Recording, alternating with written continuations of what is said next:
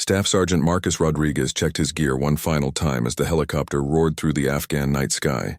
The Black Hawk's engines created a steady rhythm that had become as familiar as his own heartbeat after 3 tours in this unforgiving landscape. Beside him, his team of 8 soldiers sat in focused silence, each man lost in his own pre-mission ritual. The intel had come in just 6 hours earlier. A high-value target was hiding in a compound near the Pakistan border, deep in Taliban territory. Intelligence suggested the man was planning a major attack on coalition forces, and time was running out. Rodriguez's team had been chosen for this critical mission because of their track record. In 18 months, they had successfully completed 47 operations without losing a single man. As the team leader, Rodriguez carried the weight of every decision. At 32, he was older than most of his squad, a veteran who had earned his stripes the hard way. His wife Sarah was back in Texas, 8 months pregnant with their first child. The thought of holding his son kept him focused during the darkest moments of combat. The helicopter began its descent toward the landing zone, a rocky plateau about 2 miles from the target compound. Rodriguez could see the jagged mountains stretching endlessly in every direction, their peaks barely visible against the star-filled sky. This was bandit country where enemies could be hiding behind every boulder and in every cave. 2 minutes out, the pilot's voice crackled through their headsets. Rodriguez gave a thumbs up to his team. Corporal Mike Thompson, his medic, was running final checks on his medical kit. Private First Class Danny Chen was examining his radio equipment, ensuring they would maintain contact with base throughout the mission. The rest of the squad was equally prepared, their weapons cleaned and ready. The compound they were targeting sat in a valley surrounded by steep hills. Satellite images showed a main building with several smaller structures around it. The intelligence suggested their target was in the main building, but Rodriguez knew that nothing was ever certain in combat. Plans had a way of falling apart the moment boots hit the ground. As they approached the landing zone, Rodriguez reviewed the mission one more time in his mind. They would fast rope down from the helicopter, establish a perimeter, and then move on foot to the compound. The approach would take them through rough terrain, but it would also provide cover from enemy observation. Once they reached the compound, they would breach the main building and capture or neutralize the target. The helicopter hovered 30 feet above the rocky ground, and thick ropes dropped from both sides. Rodriguez was first down, his boots hitting the loose stones with practiced precision. One by one, his team followed, each man landing silently and immediately taking up defensive positions. Within 60 seconds, all 8 soldiers were on the ground and the helicopter was disappearing into the darkness. Rodriguez checked his GPS and pointed toward a narrow ravine that would lead them toward the target. The terrain was even rougher than the satellite images had suggested. Loose rocks shifted under their feet with every step, and the thin mountain air made breathing difficult even for these well-conditioned soldiers. They moved in single file, with Rodriguez taking point and Sergeant Williams bringing up the rear. Every few minutes they would stop and listen, scanning the darkness for any sign of enemy activity. The night vision goggles turned the world into an eerie green landscape, but they provided the edge that could mean the difference between life and death. After an hour of careful movement, they reached a position overlooking the compound. Rodriguez studied the buildings through his scope, looking for any sign of guards or defensive positions. The intelligence had suggested minimal security, but he had learned never to trust intelligence completely. The main building was larger than it had appeared in the photos, a 2-story structure with small windows and thick walls. Several vehicles were parked nearby, suggesting that the target was indeed present. Rodriguez counted at least 6 men moving around the compound, all carrying weapons. He gathered his team in a small depression behind a boulder and reviewed the final approach. They would split into 2 groups, with one team moving to the back of the building while the other prepared to breach the front door. The timing would be critical, requiring perfect coordination between both teams. Thompson, the medic, was checking his equipment when a small stone rolled down from above them. Rodriguez froze, raising his hand to signal silence. Every man in the squad became completely still, listening for any sound that might indicate they had been discovered. For several long minutes, they waited in the darkness. Finally, Rodriguez determined that the sound had been natural, perhaps caused by a small animal or the wind. He gave the signal to continue, and the team began their final approach to the compound. The last few hundred yards were the most dangerous. They had to cross open ground where they would be visible to anyone watching from the buildings. Rodriguez led the way, moving from rock to rock, using every bit of available cover. His heart was pounding, but his hands remained steady on his rifle. As they reached the outer wall of the compound, Rodriguez could hear voices from inside the main building. The target was definitely there, along with several other men. The mission was proceeding exactly as planned, but Rodriguez felt the familiar knot in his stomach that came before every assault. He positioned his men around the building and checked his watch. In exactly 3 minutes, both teams would breach their respective entrances simultaneously. Rodriguez thought briefly of Sarah and their unborn child, then pushed the thought aside. This was no time for distractions. The final seconds ticked away as Rodriguez prepared to give the signal that would begin the assault.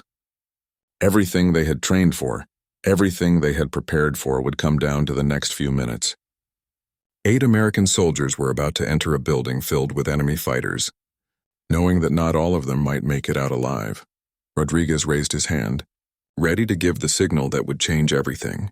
In the distance, he could hear the faint sound of the helicopter returning, ready to extract them once the mission was complete. But first, they had to survive what was about to happen inside that building. Rodriguez dropped his hand and the assault began. Explosions erupted simultaneously at both the front and back entrances as his men breached the thick wooden doors. The night erupted into chaos as automatic gunfire filled the air and smoke poured from the building. "Go, go, go," Rodriguez shouted as he led his team through the front entrance. The interior was darker than he had expected, with narrow corridors and low ceilings that made movement difficult. His night vision goggles revealed a maze of rooms and doorways, each one a potential hiding spot for enemy fighters. The first enemy appeared at the end of the corridor, his rifle spitting fire in the darkness. Rodriguez dropped to one knee and returned fire, his rounds finding their target. The man fell, but immediately another fighter appeared from a doorway to the left, forcing the team to dive for cover behind a thick stone wall. Behind him, Rodriguez could hear Corporal Thompson calling out medical instructions to someone, but the constant gunfire made it impossible to understand what was happening. The air was thick with dust and smoke, making breathing difficult even through their protective gear. "Rodriguez, we've got the target pinned down on the second floor," came Sergeant Williams's voice through the radio. His team had successfully breached the rear entrance and was working their way upward through the building. But were taking heavy fire from at least 4 positions. Rodriguez acknowledged the transmission and began pushing forward with his own team. Private Chen was right behind him, maintaining radio contact with their base while simultaneously watching for threats. The young soldier had proven himself reliable in previous missions, never panicking even under the most intense fire. As they reached a stairwell leading to the second floor, an explosion rocked the entire building.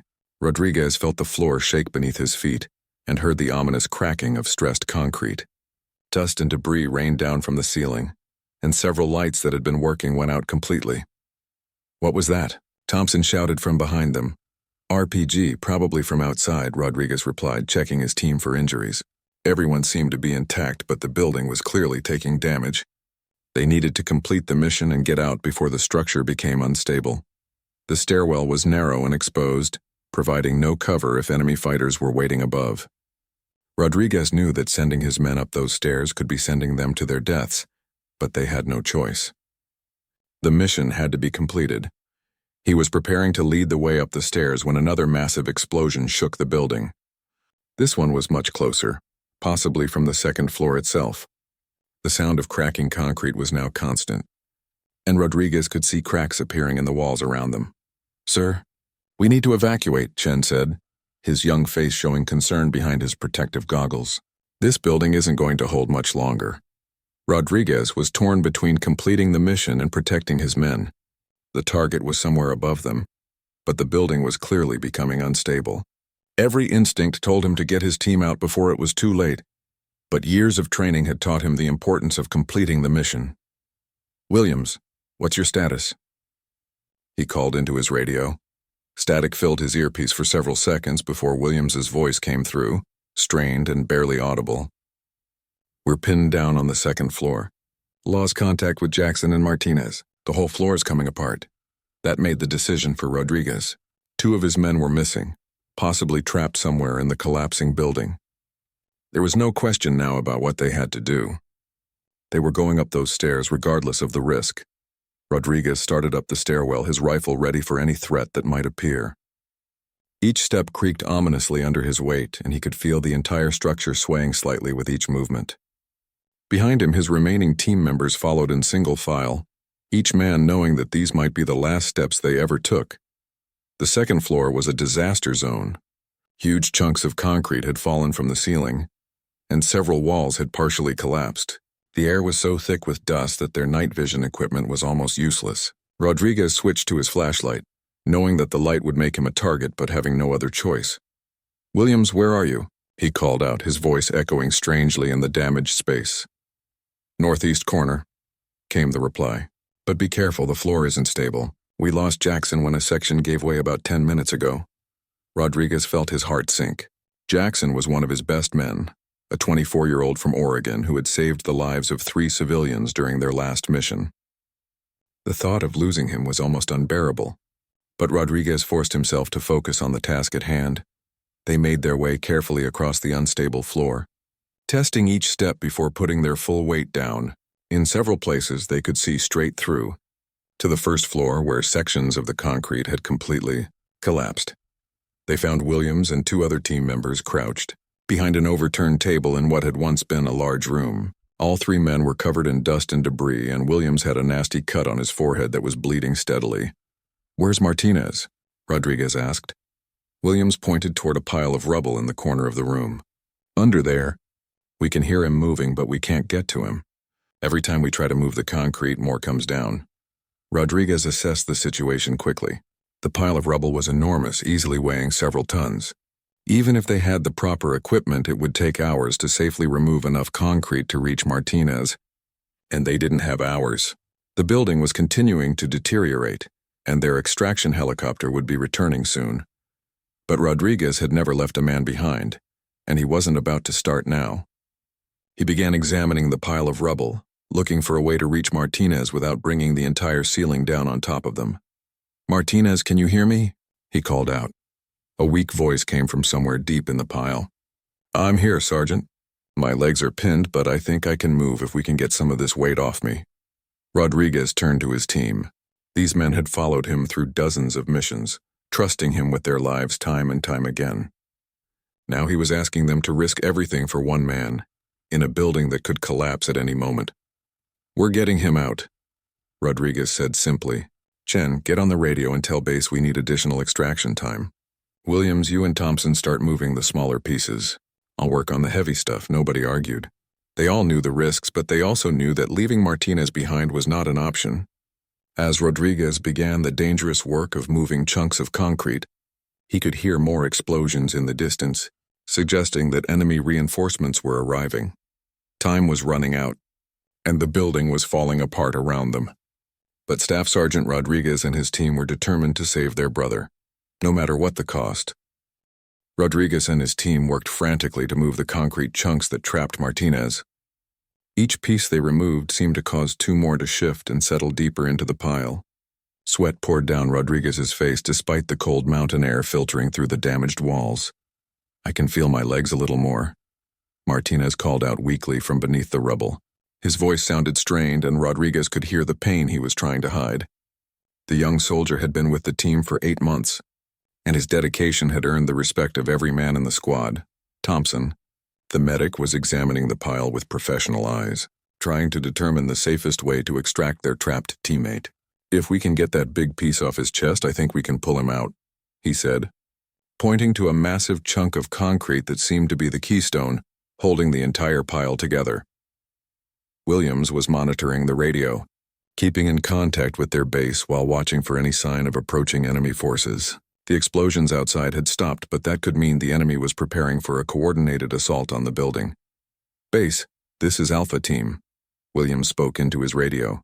"We need immediate extraction. Building is compromised and we have 1 man trapped. Request additional time and possible engineering support." The response was crackling and difficult to understand through the static, but the message was clear. No additional support was available.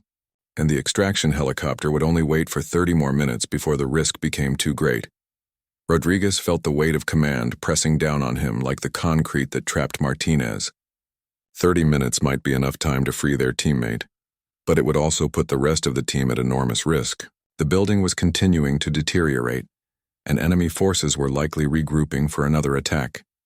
"Sir, we've got movement outside," Chen reported from his position near what remained of a window. "Looks like at least a dozen fighters positioning themselves around the building." The situation was getting worse by the minute.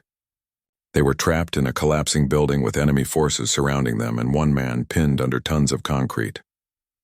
Rodriguez had faced difficult situations before, but nothing quite like this. He grabbed the largest piece of concrete he could handle and began pulling it away from the pile. The chunk was heavier than he had expected, and moving it required all of his strength. As it came free, several smaller pieces shifted and Martinez cried out in pain. "Sorry, buddy," Rodriguez called down. "We're almost there." But even as he said the words, he could see that they were far from finished. The pile seemed to be settling deeper with each piece they removed, and new chunks of concrete were falling from the damaged ceiling above them. Thompson was now lying flat on his stomach, reaching down into the pile to assess Martinez's condition. "His pulse is weak, and I think he may have internal injuries," the medic reported. "We need to get him out of here fast, but we also need to be careful not to cause more damage." Another explosion outside shook the building, this one close enough to knock loose plaster from the walls around them. Rodriguez could hear the distinct sound of incoming mortar rounds, which meant the enemy had brought heavy weapons to bear on their position. "How long until extraction?" Rodriguez asked Williams. 22 minutes, came the grim reply. Rodriguez made a decision that would haunt him for the rest of his life. "Chen, Williams, fall back to the first floor and establish a defensive perimeter. Thompson and I will continue working on Martinez." The two soldiers hesitated for a moment, unwilling to leave their teammates behind, but military discipline won out. They gathered their equipment and carefully made their way back across the unstable floor toward the stairwell. Rodriguez and Thompson continued their desperate work, pulling away chunks of concrete and trying to create enough space to extract Martinez. The trapped soldier was now barely conscious, his voice reduced to weak moans whenever they moved a particularly heavy piece. "I think I can reach his shoulders," Thompson said, stretching as far as he could into the narrow space they had created. "But I'm going to need help pulling him out." Rodriguez positioned himself on the other side of the pile and reached down toward Martinez. His fingers could just touch the soldier's uniform, but getting a grip strong enough to pull him free would be difficult. Just as Rodriguez was preparing to make another attempt, the building shook with the most violent explosion yet. This time, the impact was directly above them, and huge chunks of concrete began raining down from the ceiling. Rodriguez threw himself over the pile where Martinez was trapped, using his own body as a shield, while Thompson dove for cover behind a fallen beam. When the dust settled, Rodriguez found himself partially buried under smaller pieces of debris. His left shoulder felt like it was on fire and something warm was running down his face, but he was alive and he could still hear Martinez moving beneath the pile. "Thompson, you okay?" Rodriguez called out, spitting dust and blood from his mouth. "Banged up, but functional," the medic replied, already emerging from his hiding spot to assess the new situation. The explosion had made their situation much worse. The pile trapping Martinez was now twice as large, and the ceiling above them was hanging at a dangerous angle, supported only by a few twisted pieces of rebar. Rodriguez tried to stand but immediately felt a sharp pain in his left leg. Looking down, he could see a piece of concrete had gashed his thigh, and blood was soaking through his uniform. But the injury wasn't severe enough to stop him from continuing the rescue effort. "We're running out of time," Thompson said, checking his watch, "and this building isn't going to last much longer."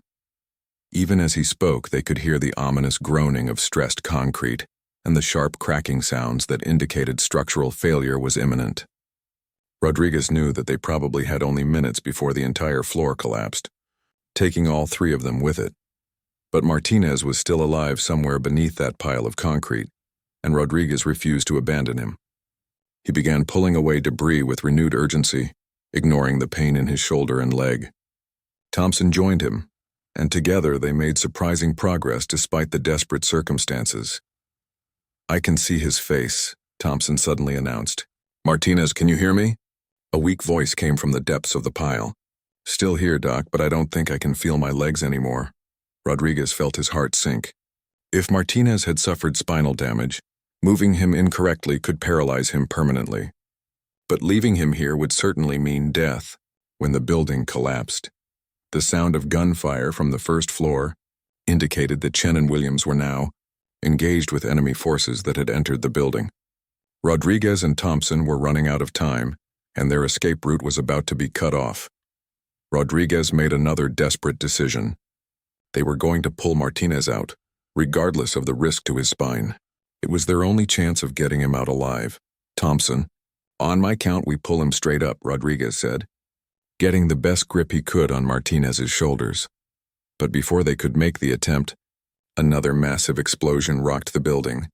This time, Rodriguez felt the floor beneath them beginning to give way, and he realized that their time had finally run out. The floor gave way with a thunderous roar that drowned out everything else.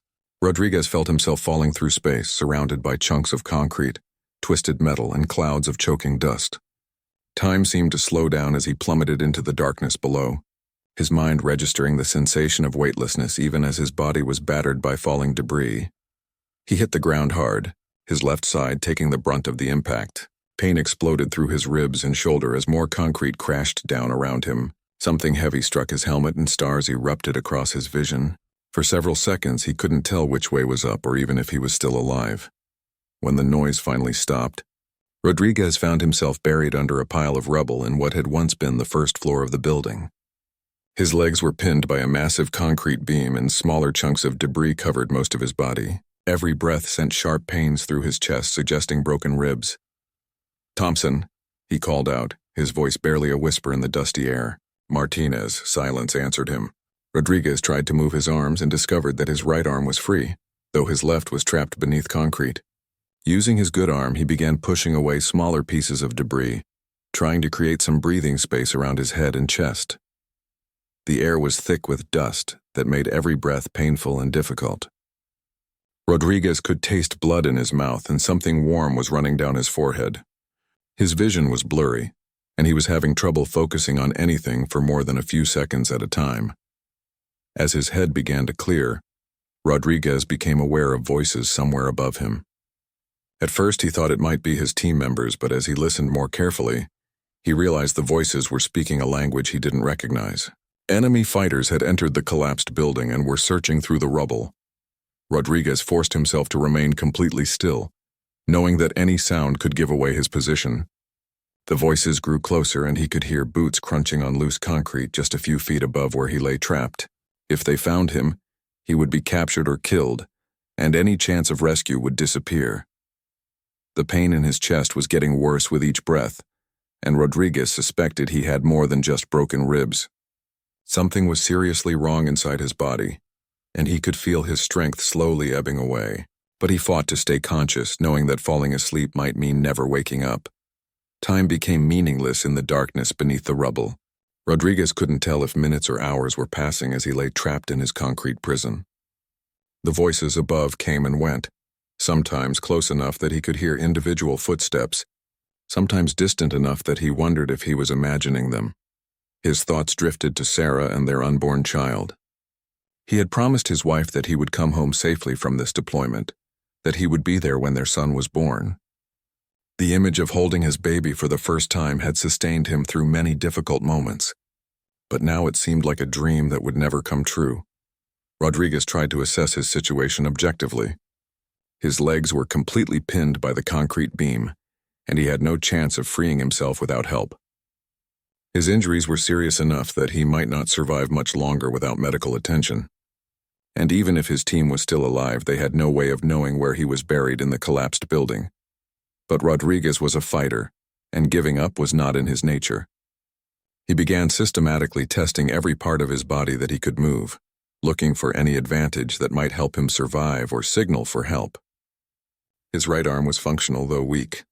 He could turn his head slightly in both directions. His radio was gone, probably crushed in the collapse, but his sidearm was still in its holster. The sound of helicopters in the distance gave Rodriguez a surge of hope. If those were American aircraft, it meant his team might have gotten out and called for backup. But the helicopters seemed to be circling without landing, suggesting that the area was still too dangerous for a rescue attempt. Rodriguez began working on a plan to signal any potential rescuers. If he could create enough noise or movement, someone might notice it from above. Using his good arm, he began tapping against a piece of metal pipe that was trapped beside him, creating a rhythmic pattern that might be recognizable as a distress signal. The effort exhausted him quickly, and he was forced to rest between each series of taps. His breathing was becoming more labored, and he could feel fluid building up in his lungs. Rodriguez realized that he might be bleeding internally, which would explain the increasing weakness and difficulty breathing. As he rested between signaling attempts, Rodriguez heard a sound that made his blood run cold. Somewhere in the rubble nearby, someone was moaning in pain. The voice was too distant and distorted to identify, but it could be Thompson or Martinez or one of his other team members. "Hello," Rodriguez called out as loudly as he could manage. "Can you hear me?"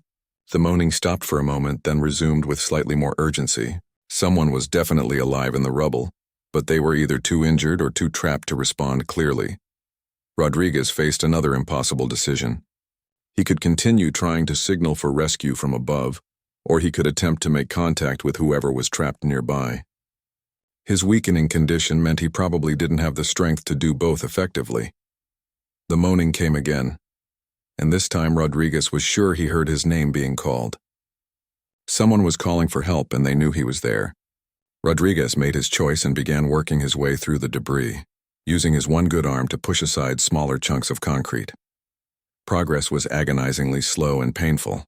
Every movement sent waves of agony through his damaged body, and the effort of moving even small pieces of debris left him gasping for breath. But the voice was getting closer, and Rodriguez was becoming more convinced that it was one of his team members. After what felt like hours of struggle, Rodriguez managed to clear enough debris to see a pale hand extending from beneath a pile of concrete about 6 feet away. The hand was moving weakly, and Rodriguez could see blood on the fingers. "I'm here," Rodriguez called out. "Keep talking so I can find you." Rodriguez came a weak voice that he now recognized as Thompson. "My chest is crushed.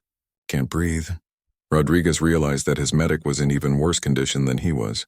Thompson's medical training might be the only thing that could save both of them, but the man was clearly too injured to help himself, much less provide medical care to anyone else. Using every ounce of strength he had left, Rodriguez began working his way toward Thompson's position. The distance seemed impossible given his condition, but he refused to let another team member die alone in the darkness. As he struggled through the debris, Rodriguez could hear the helicopters returning, their engines growing louder as they approached the collapsed building. Help was coming, but would it arrive in time to save either of them? The sound of his own labored breathing filled Rodriguez's ears as he continued his desperate crawl toward Thompson. Blood was now flowing freely from several wounds, and his vision was beginning to fade around the edges. But he kept moving, driven by the same determination that had made him a leader among elite soldiers. Rodriguez finally reached Thompson after what felt like an eternity of crawling through the sharp debris. The medic's face was pale and covered in dust, with a trickle of blood coming from the corner of his mouth. His breathing was shallow and labored, each breath requiring visible effort. "Doc, talk to me," Rodriguez whispered, placing his good hand on Thompson's shoulder. "How bad is it?" Thompson's eyes struggled to focus on Rodriguez's face. "Punctured lung, maybe 2, he gasped. "Internal bleeding for sure. Not much time left." The brutal honesty hit Rodriguez like a physical blow. Thompson had saved countless lives during their deployment, patching up wounded soldiers under fire and keeping men alive long enough to reach proper medical care. Now the medic was dying, and there was nothing Rodriguez could do to help him. "The others," Thompson wheezed. "Did they make it out?" Rodriguez wished he had answers, but the truth was he had no idea what had happened to the rest of his team. The last he had seen of Chen and Williams, they were establishing a defensive perimeter on the first floor. When the building collapsed, they could have been anywhere. "I don't know, Doc, but help is coming. I can hear helicopters." Thompson managed a weak smile. "Always the optimist, Sergeant. That's why we follow you." The sound of the helicopters was indeed getting closer, but Rodriguez could also hear other sounds that worried him. Vehicle engines and shouting voices suggested that enemy forces were still active in the area. Any rescue attempt would have to deal with hostile fire, making it dangerous for the aircraft to land or hover long enough to search through the rubble. Rodriguez tried his radio again, knowing it was probably damaged, but hoping against hope that some signal might get through. Static filled his earpiece, but underneath the noise he thought he could hear faint voices. Someone was trying to communicate, but the signal was too weak and distorted to understand. "Thompson, you still with me?" Rodriguez asked, noticing that the medic's breathing had become even more irregular. "Still here," Thompson replied, though his voice was barely audible. "Rodriguez, if something happens to me, make sure my wife knows I was thinking about her." "Nothing's going to happen to you. Doc, we're both getting out of here." But even as Rodriguez said the words, he could see that Thompson was failing rapidly. The medic's skin had taken on a grayish color that Rodriguez recognized from too many battlefields. Without immediate medical intervention, Thompson had minutes, not hours. Rodriguez made another painful effort to clear debris from around Thompson's chest, hoping to relieve some of the pressure on his lungs. But the concrete beam that had crushed the medic was far too heavy for Rodriguez to move in his current condition. "Save your strength," Thompson whispered. "Focus on staying alive until they find us." The helicopters were directly overhead now, and Rodriguez could hear the distinctive sound of troops fast roping down from the aircraft. But were they Americans or enemy fighters? In his current condition, Rodriguez had no way to defend himself if hostile forces found him first. Rodriguez managed to draw his sidearm with his good hand, though holding it steady required enormous effort. If enemy fighters discovered their position, he would at least be able to fight back, even if only briefly. The sound of movement in the rubble above them indicated that someone was searching through the collapsed building. Voices called out in English, and Rodriguez felt a surge of relief. American forces were looking for survivors. "Help," Rodriguez called out, though his voice was weak and probably wouldn't carry far through the concrete and debris. "Down here. 2 men trapped." He waited and listened, but there was no indication that anyone had heard his call. The voices continued moving around above them, but they seemed to be getting farther away rather than closer.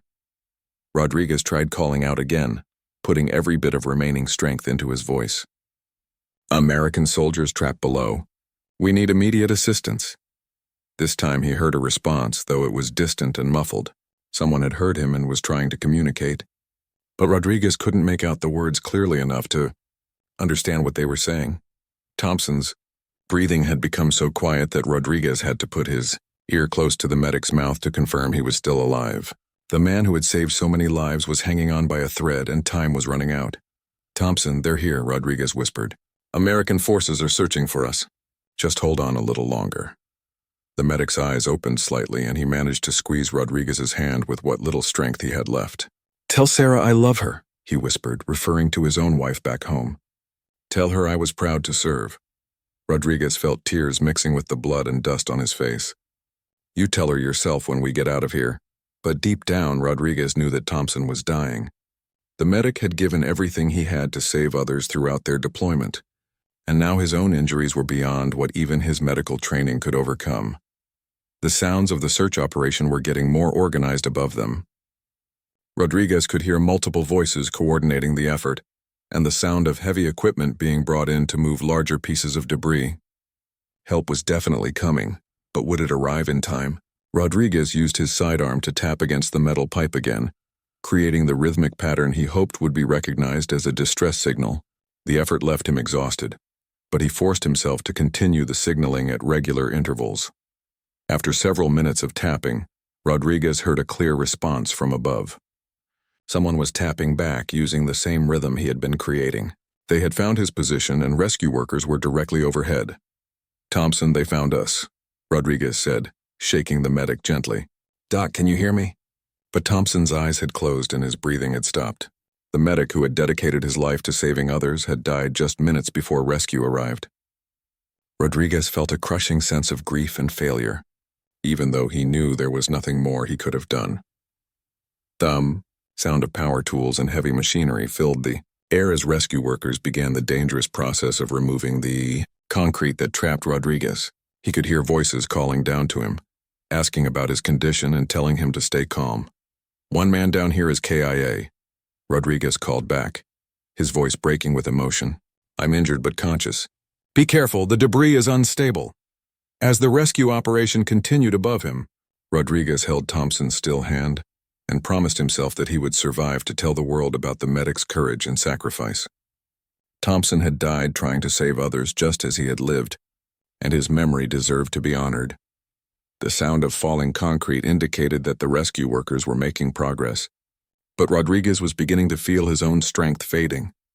The internal injuries and blood loss were taking their toll, and he could feel consciousness slipping away despite his desperate efforts to stay awake. "Stay with us down there," a voice called from above. "We're almost through to you." Rodriguez tried to respond but found that speaking required more energy than he could spare. His vision was growing darker around the edges, and the pain in his chest had become a constant, crushing weight that made each breath a monumental effort. The sound of the rescue operation seemed to be coming from very far away. Even though he knew the workers were just a few feet above him, Rodriguez fought against the growing darkness, knowing that losing consciousness now might mean never waking up. He thought about Sarah, 8 months pregnant, and waiting for him to come home. Their son would be born in just a few weeks, and Rodriguez had promised to be there. The image of holding his child for the first time gave him the strength to keep fighting, even as his body began to shut down. "I can see him," someone called from above. "He's pinned under a beam, but he's responsive." Rodriguez managed to move his good hand slightly, letting the rescuers know he was still conscious. Every movement sent waves of agony through his damaged body, but he needed them to know he was alive and fighting. The rescue workers were using cutting tools now, carefully removing the concrete beam that had trapped his legs. Rodriguez could feel the weight gradually lifting, though he had lost all sensation in his lower body. Whether that was due to nerve damage or just the prolonged pressure, he couldn't tell. "Medical team standing by," another voice called. "We're going to get you out of there, soldier." Rodriguez closed his eyes and focused on breathing, counting each breath as a small victory against the injuries that were trying to claim his life. Thompson had died just minutes before rescue arrived, and Rodriguez was determined not to follow his friend into the darkness. The beam finally shifted enough for the rescuers to reach Rodriguez's upper body. Hands carefully cleared debris from around his head and shoulders, and someone placed an oxygen mask over his face. The fresh air was like a miracle, making breathing easier for the first time since the collapse. "Can you tell me your name, soldier?" a medic asked as he began checking Rodriguez's vital signs. "Staff Sergeant Marcus Rodriguez," he whispered through the oxygen mask. "My medic, Thompson. He didn't make it. We'll take care of him," the medic assured Rodriguez. "Right now we need to focus on getting you out of here safely." As the rescue team worked to free Rodriguez from the concrete beam, the sound of heavy rotors filled the air above the collapsed building. Through the gap the rescue workers had created, Rodriguez could see the distinctive silhouette of a military helicopter hovering overhead. But this wasn't the same extraction bird that had been waiting for his team earlier. "SEAL Team 6 on station," a voice crackled over the rescue team's radio. "We have eyes on the collapsed structure and are prepared to provide security and additional rescue support." Rodriguez felt a surge of hope mixed with confusion. Navy SEALs were the military's most elite special operations forces, deployed only for the most critical missions. Their presence meant that either the situation was more serious than he had realized, or something significant had happened to justify bringing in such specialized personnel. The rescue medic working on Rodriguez noticed his confusion.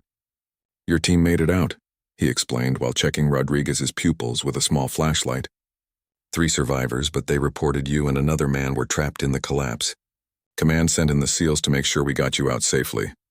Learning that Chen, Williams, and Jackson had survived gave Rodriguez strength he didn't know he still possessed. His decision to send them to establish a defensive perimeter had saved their lives, and they had managed to escape when the building came down. "The target," Rodriguez managed to whisper. "Did we get him?" "Confirmed KIA in the initial assault," the medic replied. "Mission was successful, Sergeant. Your team did good work." The knowledge that their sacrifice had not been in vain gave Rodriguez a sense of peace even as the rescue workers continued their delicate operation to free his legs. Thompson had died completing a successful mission, and that would have mattered to the medic who had always put duty above personal safety. Above them, Rodriguez could hear the distinctive sound of fast roping as SEAL operators descended into the rubble to assist with the rescue operation.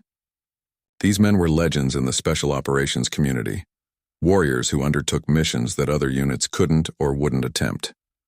"SEAL medic coming down," someone called from above. "Make room for additional medical support." Within minutes, a Navy SEAL corpsman had joined the rescue effort, bringing advanced medical equipment and expertise that could make the difference between life and death. The man moved with the quiet confidence that marked all SEAL operators, immediately assessing Rodriguez's condition and beginning more sophisticated treatment. "You're in shock and showing signs of internal bleeding," the SEAL medic explained as he started an IV line. "But your vitals are stable enough for extraction. We're going to get you out of here and to a field hospital within the hour." The combination of professional rescue workers and elite SEAL operators made quick work of freeing Rodriguez from the concrete beam. Using specialized hydraulic tools, they carefully lifted the massive chunk of concrete, while other team members prepared a stretcher that could be raised through the hole they had created. Rodriguez felt the crushing weight disappear from his legs, though he still couldn't feel anything below his waist. The SEAL medic immediately began checking for circulation and nerve response, his face remaining professionally neutral as he worked. "Can you feel this?" the medic asked, touching Rodriguez's left foot. Rodriguez strained to detect any sensation but felt nothing. The reality of possible permanent paralysis hit him like a physical blow, but he forced himself to remain calm. He was alive, his team had survived, and the mission had been successful. "Everything else could be dealt with later. We need to move him now," the SEAL medic announced. "His blood pressure is dropping, and I'm seeing signs of internal bleeding that could become critical." The rescue team worked with military precision to secure Rodriguez to a specialized stretcher designed for extraction from confined spaces. Every movement was carefully coordinated to avoid causing additional injury to his spine or internal organs. As they prepared to lift him up through the hole, Rodriguez reached out to touch Thompson's still form one last time. "Take care of him," he said to the rescue workers. "He saved a lot of lives during this deployment. He'll be treated with full honors," the SEAL team leader assured Rodriguez. "Every fallen warrior gets brought home." The journey up through the debris-filled hole seemed to take forever, with Rodriguez being passed carefully from one set of hands to another, as they navigated around twisted metal and unstable concrete. The SEAL medic remained at his side throughout the process, monitoring his vital signs and adjusting his treatment as needed. When Rodriguez finally emerged into daylight, the scene around the collapsed building was like something from a war movie. Military vehicles surrounded the area, with heavily armed SEALs providing security while rescue workers continued searching for any other survivors. Medical helicopters waited nearby, their crews ready to transport casualties to advanced trauma centers. "Martinez?" Rodriguez asked weakly as they loaded him into the medical helicopter. "Did you find Martinez?" The SEAL team leader's expression grew somber. "Still searching, Sergeant, but we're not giving up." Rodriguez closed his eyes as the helicopter lifted off, knowing that Martinez was probably gone. The young soldier had been trapped deeper in the building than anyone else, and the collapse had been too severe for anyone in his position to survive. As the aircraft flew toward the field hospital, the SEAL medic continued working to stabilize Rodriguez's condition. "You're going to make it," he said with quiet confidence. "You've got a strong heart, and that's what matters most right now." Through the helicopter's window, Rodriguez could see other aircraft in the distance, continuing the search and rescue operation at the collapsed building. The SEALs would keep looking for Martinez until they found him, living or dead. No one would be left behind, no matter how long it took or how dangerous the conditions. Rodriguez thought about Sarah and their unborn son as the helicopter raced across the Afghan landscape toward safety. He was going home, though not in the condition he had expected when he started this deployment. The road ahead would be difficult, filled with medical procedures and rehabilitation that might or might not restore the use of his legs. But he was alive, and he would be there when his son was born. Thompson's sacrifice and the courage of his entire team had made that possible. Rodriguez would spend the rest of his life honoring their memory and the brotherhood that had sustained him through the darkest moments under the rubble. The SEAL medic squeezed Rodriguez's shoulder as the field hospital came into view. "Welcome back to the world, Sergeant. Your fight's not over, but the hardest part is behind you." Rodriguez managed a weak smile, knowing that his real battle was just beginning, but he had faced impossible odds before and survived. With the support of his family, his brothers in arms, and the same determination that had made him a leader among elite soldiers, he would face whatever challenges lay ahead. The helicopter touched down at the field hospital, where a team of trauma surgeons was already waiting. As they rushed Rodriguez into the emergency medical facility, he held on to the image of holding his son for the first time. That moment would come, and it would make everything he had endured worthwhile.